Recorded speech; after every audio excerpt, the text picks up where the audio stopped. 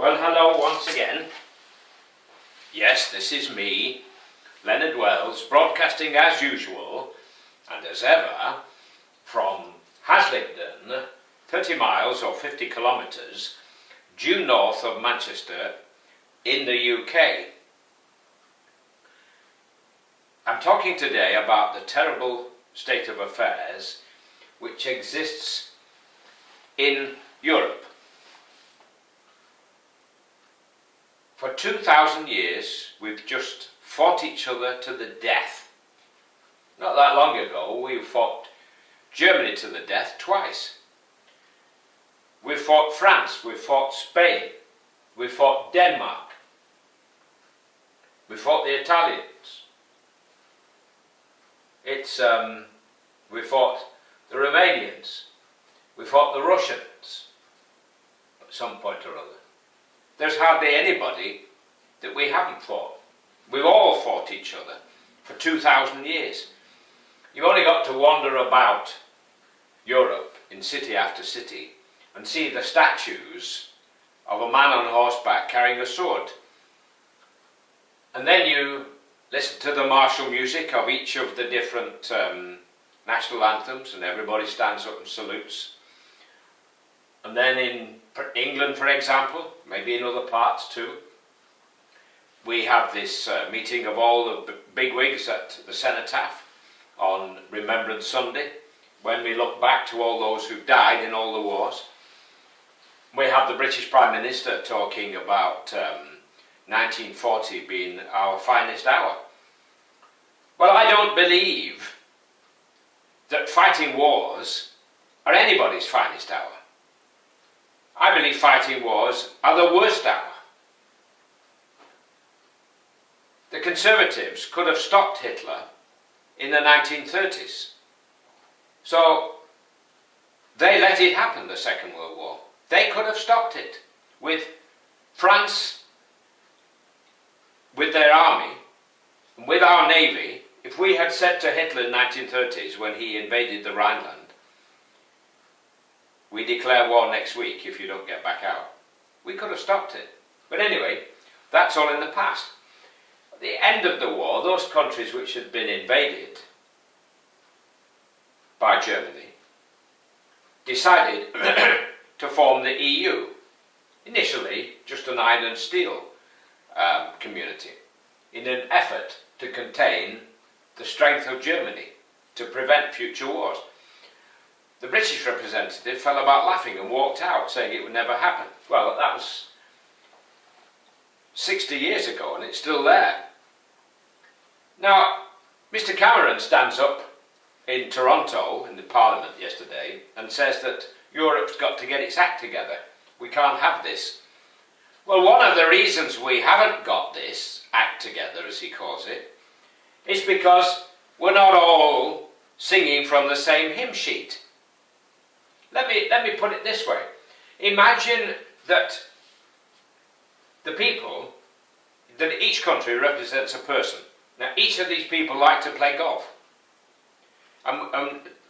They decide, some of them, to open a golf club, an exclusive golf club. But it would be delightful if everybody joined and everybody agreed by the same rules. It would make playing golf very pleasant summer's occupation, pastime, game. But unfortunately, it isn't like that at this golf club, this exclusive golf club. Because you've got people like Britain wanting to play with a different size ball to everybody else, and having a bylaw written that the British, when they play golf, can have a different size ball. And other members are in different situations. We're in the EU, but we're not in Schengen, and we don't use the euro.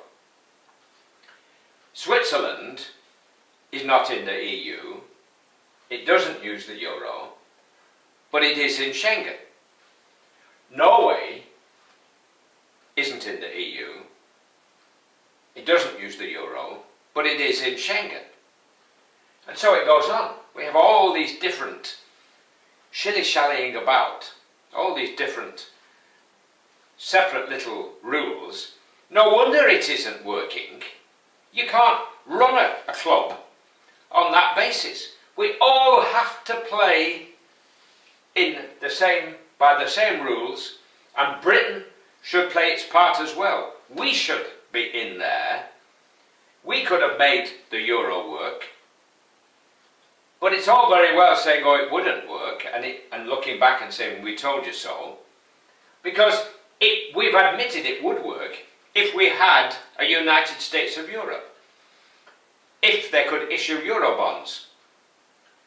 So the answer staring us in the face, not that we leave it to them to sort their mess out, because we're involved as much. The government admits it, that if the euro falls apart, we might as well fall apart. And it's all very well people like the Daily Express talking about pulling us out of Europe, when most of our trade is with the common market. Let me give you a fact. The GDP of the 27 countries which currently comprise the EU is equal, almost equal, to that of the United States and China combined. So together we are a hell of a power in this world, and nobody would ever be able to cause us problems. Economically, we are the strongest on the planet. We put China into the shade. We put Russia into the shade. We put the United States into the shade.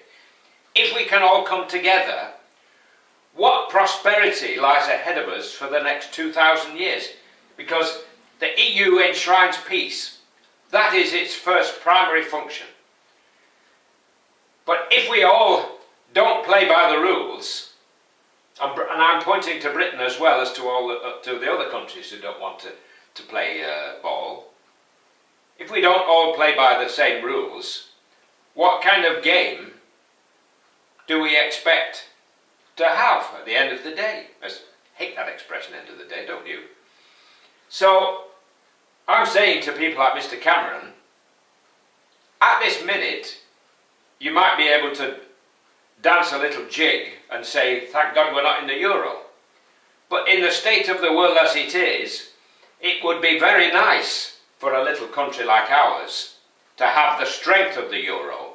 And if we were all in it and we had this collective strength and we issued euro bonds, we wouldn't have this banking crisis, this banking problem. With our expertise in this country, we could help Europe and show them how to do it.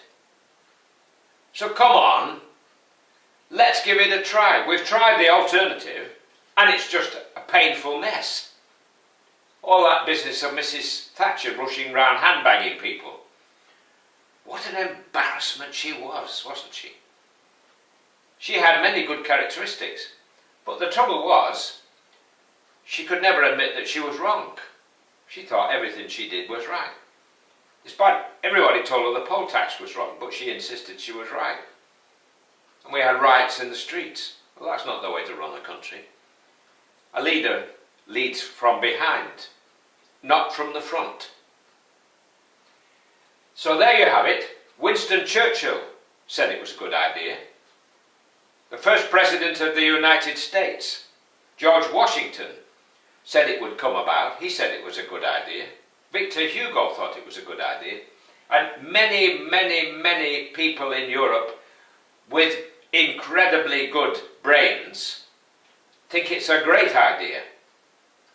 I think it's a great idea. I'll never believe otherwise. If we want to stay small, well, we're seeing things now like Scotland wanting to become independent. Well, where will it end? I mean, the Isle of Man's slightly independent and the Channel Islands. Well, if we want to fall apart into tiny little pieces, then that's all right. But if we can get this EU and the Euro and Schengen going, what wonderful prospects lie ahead. All the brains of our civilization came from Europe. That isn't an insult to America. I'll give you an example. The United States used German rocket science, and they actually imported all the rocket scientists from Germany who made the V1 and V2 rockets. They imported them into America, and with that science and that help, the Americans put a man on the moon. It took the physical strength of the United States, but the brains of German rocket science to do that. I believe we can lead the world. The centre of the world would become Brussels, the centre of the EU. Not Washington, not Beijing, not Moscow, but Brussels. And we have a high-speed train direct to Brussels from London. So come on, chaps, let's get our act together, all of us. I travel to Romania quite a lot, and they're very keen on a united Europe. They can't wait to get into the euro. They've already been thinking in euros. This is how Europe should be, all thinking together, not separately and individually. That way is in the past. That way killed 100 million people in the last 2,000 years, in war after war after war. So let's just keep the statues of men on horseback carrying a sword as reminders of where we don't want to go. And let's keep the map of Europe in our minds to show us where we do want to go. I'm going to say cheerio, God bless, while it's still legal in the UK to say God bless. Take care and bye for now.